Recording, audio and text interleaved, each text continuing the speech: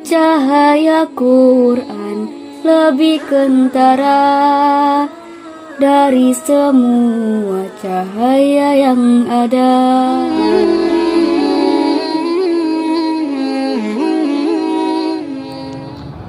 Bismillahirrahmanirrahim. Assalamualaikum warahmatullahi wabarakatuh.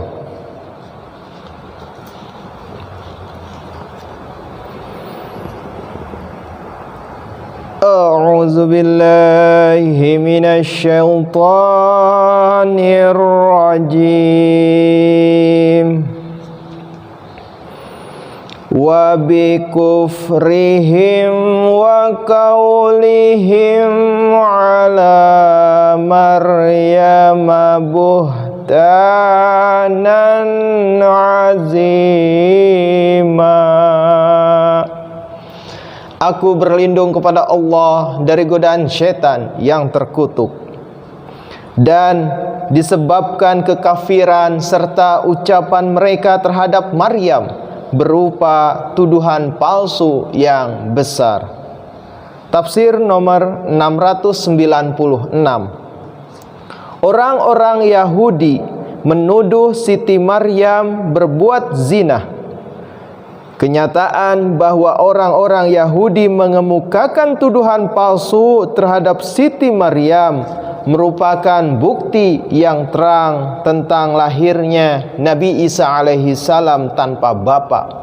Sebab seandainya Nabi Isa alaihi salam mempunyai bapa, tuduhan palsu apakah yang dikemukakan orang-orang Yahudi terhadap Siti Maryam? Hanya semata-mata mencercanya karena pengakuan-pengakuan yang dikemukakan oleh Nabi Isa alaihi salam tak dapat disebut tuduhan palsu. Di tempat lain Al-Quran membantah tuduhan itu dengan mengatakan bahwa ibunda Nabi Isa alaihi salam adalah seorang wanita yang bertakwa. Keterangan surah ketiga ayat 43, surah kelima ayat 76. Wa qaulihim inna qatalnal masiha Isa ibn Maryam Rasulullah wa ma qataluhu wa ma salabuhu walakin syubbiha lahum wa innal ladzina ikhtalafu fihi lafi syakkim minhu ma lahum bihi min ilmin illa tiba'adhan wa ma qataluhu yakina. Dan karena ucapan mereka, sesungguhnya kami telah membunuh Al-Masih Isa ibnu Maryam Rasul Allah, padahal mereka tidak membunuhnya dan tidak pula menyalibkannya. Akan tetapi ia diserupakan kepada mereka seolah-olah telah mati di atas salib. Dan sesungguhnya orang-orang yang berselisih dalam hal ini pasti ada dalam keraguan mengenainya. Mereka tidak memiliki pengetahuan yang pasti tentang ini, melainkan mengikuti dugaan, dan mereka tidak membunuhnya dengan yakin. Tafsir nomor 697. Ma salabuhu, artinya mereka tidak menyebabkan kematian dia pada tiang salib, sebab salab itu cara membunuh yang terkenal. Orang berkata salabal lissa, yakni ia membunuh pencuri itu dengan memakunya pada tiang salib. Ayat itu tidak mengingkari kenyataan bahwa Nabi Isa alaihissalam dipakukan ke tiang salib, tetapi menyangkal ia mati di atas tiang salib itu.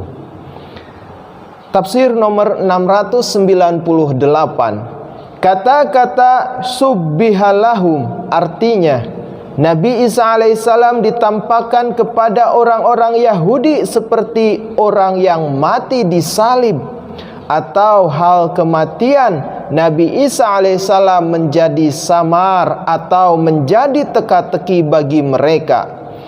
Syubbihal alaihi al-amr artinya hal itu dibuat membingungkan, samar atau meragukan baginya. Tafsir nomor 699. Ungkapan ma qataluhu yakinan artinya, 1. Mereka tidak membunuh dia dengan nyata.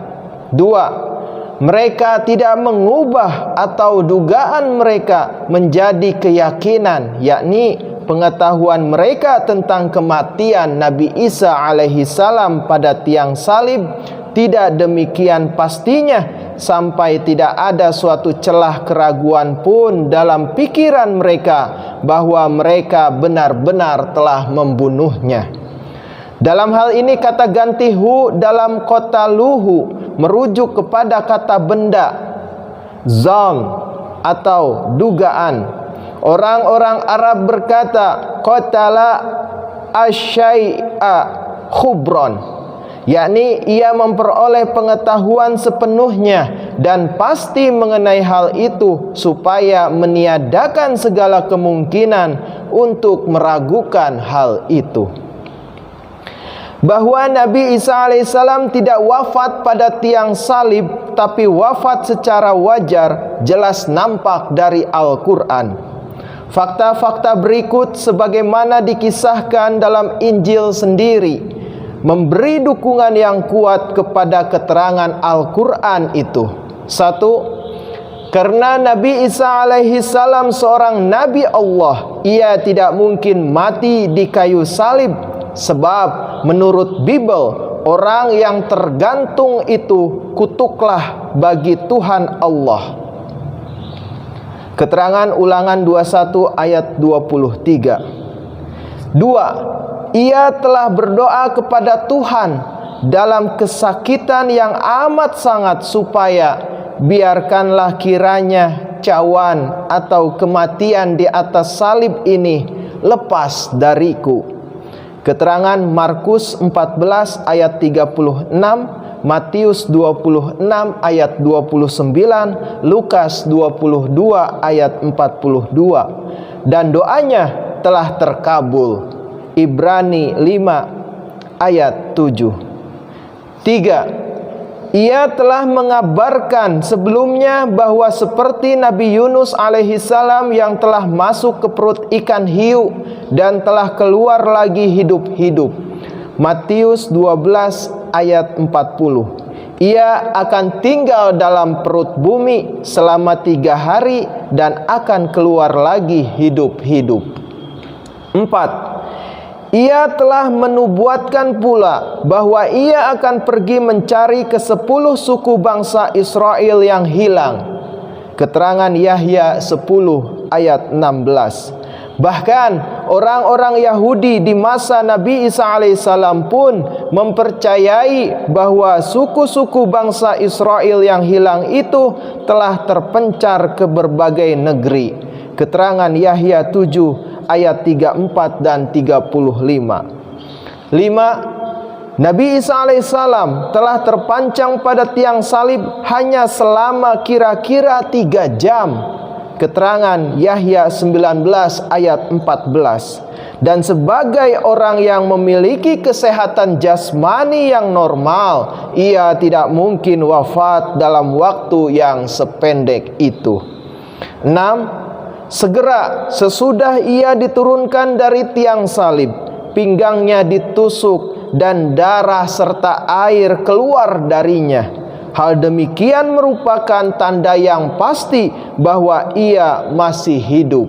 Keterangan Yahya 19 ayat 34. 7. Orang-orang Yahudi sendiri merasa tidak yakin tentang kematian Nabi Isa alaihi salam, sebab mereka telah meminta kepada Pilatus untuk menempatkan penjaga di kuburannya, supaya jangan murid-muridnya datang mencuri dia, serta mengatakan kepada kaum bahwa ia sudah bangkit dari antara orang mati.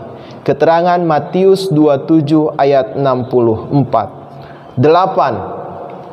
Tak didapatkan dalam semua Injil barang sebuah pun pernyataan tertulis dari seorang saksi yang menerangkan bahwa Nabi Isa alaihissalam telah wafat ketika ia diturunkan dari tiang salib atau ketika ia ditempatkan dalam kuburan.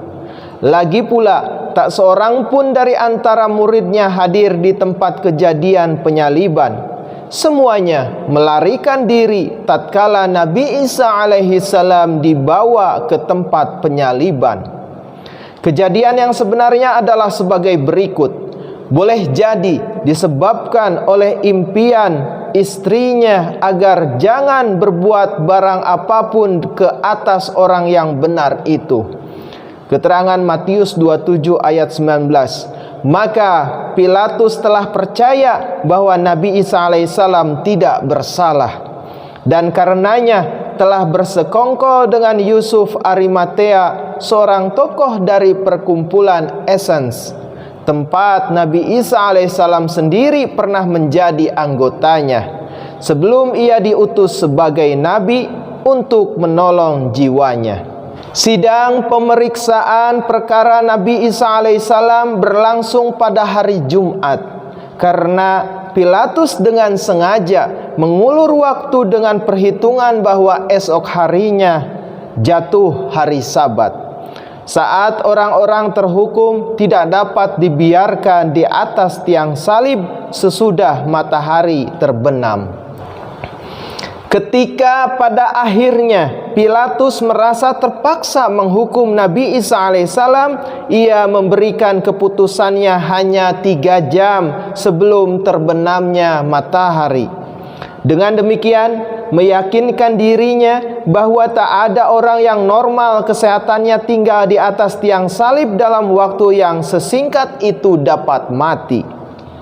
Selain itu, Pilatus telah sudi mengusahakan agar Nabi Isa alaihissalam diberi anggur atau cuka dicampur dengan rempah-rempah mur atau mir untuk mengurangi perasaan sakitnya.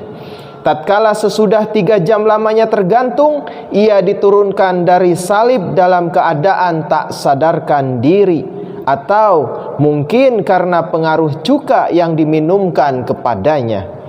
Pilatus dengan senang hati mengabulkan permintaan Yusuf Arimatea dan menyerahkan tubuh beliau kepadanya. Berbeda dengan kedua penjahat yang disalib bersamaan dengan Nabi Isa alaihi salam, tulang-tulang beliau tidak dipatahkan, dan Yusuf Arimatea telah meletakkan tubuh beliau di suatu rongga yang ruangnya luas, digali di bagian samping Bukit Cadas. Ketika itu tidak ada ilmu pemeriksaan mayat atau medical autopsy, tidak ada cobaan stetoskopis, tidak diadakan pemeriksaan dari segi hukum dengan pertolongan kesaksian dari mereka yang terakhir bersamanya. 9. Marham Isa atau salep Isa yang terkenal itu dibuat dan dipakai untuk mengobati luka-luka Nabi Isa alaihi salam, dan ia diurus serta dirawat oleh Yusuf Arimatea dan Nikodemus yang juga seorang yang sangat terpelajar dan anggota yang amat terhormat dari ikatan persaudaraan Essens. 10. Setelah luka-lukanya cukup sembuh, Nabi Isa alaihissalam meninggalkan kuburan itu dan menemui beberapa muridnya dan bahkan bersantap bersama mereka, lalu menempuh perjalanan jauh dari Yerusalem ke Galilea dengan berjalan kaki. Keterangan Lukas 24 ayat 50. 11. The Crucifixion by an Eyewitness, sebuah buku yang untuk pertama kalinya diterbitkan pada tahun 1873 di Amerika Serikat, merupakan terjemahan dalam bahasa Inggris dari sebuah naskah surat dalam bahasa Latin kuno yang ditulis 7 tahun sesudah peristiwa penyaliban oleh seorang warga Essens di Yerusalem kepada seorang anggota perkumpulan itu di Iskandaria, memberi dukungan yang kuat kepada pendapat bahwa Nabi Isa alaihissalam telah diturunkan dari salib dalam keadaan masih hidup. Buku itu menceritakan secara terinci semua kejadian yang menjurus kepada peristiwa salib, pemandangan di bukit tempat terjadinya penyaliban, dan juga peristiwa-peristiwa yang terjadi kemudian. Lihat juga edisi besar tafsir bahasa Inggris. Dua pendapat yang berbeda tersebar di tengah-tengah orang-orang Yahudi mengenai dugaan wafat Nabi Isa alaihissalam karena penyaliban. Beberapa di antara mereka berpendapat bahwa ia pertama-tama dibunuh, kemudian tubuhnya digantung pada tiang salib, sedang yang lainnya berpendapat bahwa ia dibunuh dengan dipakukan pada tiang salib. Pendapat yang pertama tercermin dalam Kisah Rasul-Rasul 5 ayat 50. Kita baca, yang sudah kamu ini bunuh dan menggantungkan dia pada kayu itu. Al-Quran membantah kedua pendapat ini dengan mengatakan mereka tidak membunuhnya dan tidak pula menyalibkannya. Pertama, Al-Quran menolak pembunuhan Nabi Isa alaihissalam dalam bentuk apapun, dan selanjutnya menyangkal cara pembunuhan yang khas dengan jalan menggantungkan pada salib. Al-Quran tidak menolak ide bahwa Nabi Isa alaihissalam tergantung pada tiang salib. Al-Quran hanya menyangkal wafatnya di atas tiang salib. Catatan kaki di ayat 158. Ayat ini menolak pendakwaan keliru orang-orang Yahudi, yakni perkataan mereka adalah bahwa kami telah membunuh Al-Masih alaihi salam, padahal mereka tidak membuatnya mati melalui membunuh dan tidak pula melalui penyaliban. Maksud dari perkataan solabuhu adalah tidak hanya dinaikkan di atas salib, melainkan maksudnya adalah menyalibnya, yaitu membunuh dengan cara disalib. Banyak sekali orang yang setelah dinaikkan di atas salib kemudian diturunkan dalam keadaan hidup, kapanpun tidak pernah dikatakan bahwa waktu kematian mereka adalah ketika disalib. Kesimpulan dari ayat ini adalah sesungguhnya mereka tidak berhasil dalam membunuh Al-Masih alaihi salam. Terdapat kesalahan dalam menafsirkan kata subbihalahum atau disamarkan kepada mereka, bahwa ada orang yang lain yang disamarkan kemudian orang itu disalib. Padahal secara mutlak hal ini bertentangan dengan idiom Arab. Kalau memang demikian, seharusnya orang yang telah berusaha untuk menyamarkan Al-Masih dan sudah menyamar sebagai Al-Masih itu disinggung juga namanya. Perkataan syubbiha lahum memiliki arti yang jelas, yaitu mereka terperosok dalam keraguan, dan faktanya mereka telah berada dalam keraguan. Hazrat Imam Razi dalam tafsir ayat ini menulis, walakin waqa'alahum asyubaha, akan tetapi mereka diliputi keraguan. Tafsir Ar-Razi. Alhamdulillahirabbil alamin. Jazakumullah ahsanal jaza. Wassalamualaikum warahmatullahi wabarakatuh.